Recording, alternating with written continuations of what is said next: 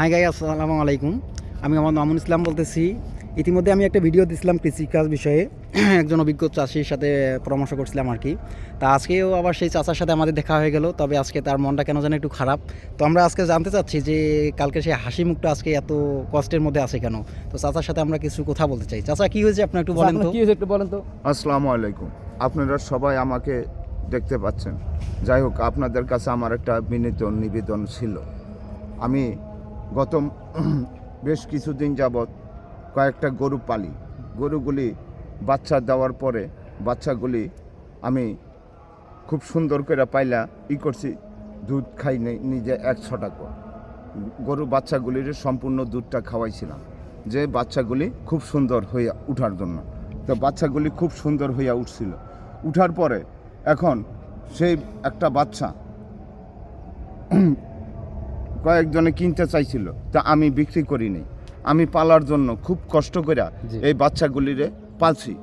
এখন তার মধ্যে থেকে একটা বাচ্চা 1 বছর পুরো হয় নাই, ওর মার দুধ খাইতো।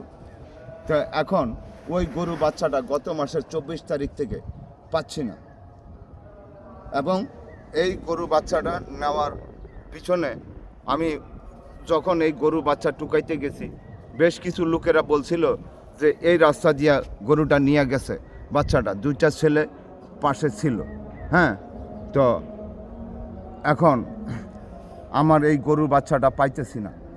2 মাসের গাভীন ছিল এবং সে মায়ের দুধ খাইতো, তার বছর পুরা হয় নাই, সাইজে বড় হয়ে গেছিল। তো কোনো সহৃদয়ান ব্যক্তি যদি পান এটার কোনো সন্ধান তথ্য ওই 2টা ছেলের, তবে আপনারা যদি কেউ সহৃদয়ান ব্যক্তি হন তাহলে এই চোরগুলির জন্য একটু ব্যবস্থা করলে খুব উপকৃত হব। আরও বেশ কিছু মানুষের গরু ছাগল নিয়ে গেছে এই এলাকার থেকে। আচ্ছা, এই আমাদের এই এলাকাটার নাম হলো ভাইগাটেক এলাকা, মিরপুর 12 পল্লবীর একটা অংশ। তো এই এলাকাটায় আছি এবং এই এলাকাটায় আরও বেশ কিছু গরু, এরকম গরু ছাগল এবং মানুষের বাচ্চাও বেশ কয়েকটা চুরি হয়ে গেছে। তবে আপনারা কেউ যদি এই সাদা গরুর বাচ্চাটার সন্ধান পেয়ে থাকেন এবং এই চোরগুলির সন্ধান পান, যদি এই চ্যানেলে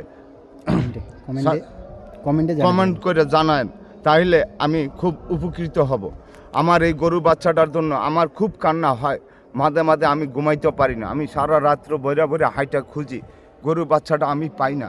আমার গরু বাচ্চাটা আমার ডাক দেওয়ার সাথে সাথে এসে আমার কাছে ছোট বাচ্চার মতন কিছু খুঁজতো, যেমন কিছু খাবার দিতাম তো পকেটের মধ্যে খালি আইসা টুকাইতো। যখনই ডাক দিতাম আইসা টুকাইয়া ওই যাই কিছু দিতাম খাইয়া আবার যাইতো, আবার ডাক দিলে দৌড় দিয়ে আসতো। তো সেই গরু বাচ্চাটা আমি এই অসুস্থ হওয়ার কারণে আমার গরু বাচ্চাটার সাথে আমি ওই দিন সারাদিন থাকতে পারি নাই। রাত্রেবেলা আমার গরুর রশিগুলি কাইটা রাখছিল, আমি বুঝতে পারি নাই। যার ফলে আমি 9টা-8টার সময় দেখছি যে গরুগুলি গোয়ালিতে আছে। তো শীত দেখা আমি 10টার দিকে নিয়ে বাইরে হব, সেই জায়গার মধ্যে 9টার সময় আইসা দেখি শুধুমাত্র 2টা গরু আমার গোয়ালিতে আছে, আর বাকি গরুগুলি নাই। এরপর থেকে খুঁজতে খুঁজতে খুঁজতে খুঁজতে আর একটা গরু বাচ্চা আজও পাচ্ছি না। আপনারা শহরে এটার জন্যই করবেন। আর এই চ্যানেলটাতে আপনারা কমেন্ট করে জানাইলে আমি খুব উপকৃত হব, যদি আপনারা কেউ কোনো সন্ধান দিতে পারেন। এই চ্যানেলটিকে লাইক এবং সাবস্ক্রাইব করে আপনারা পাশে থাকবেন দেখবেন এবং এতে অনেক তথ্য পাবেন। আপনারা অনেকটা তথ্য পাইলে মানুষ, এই যে যেমন আমি এত কিছু পাইছি কই থেকে, মাটি ও মানুষ অনুষ্ঠান, এবং যদি কিছু মনে না করেন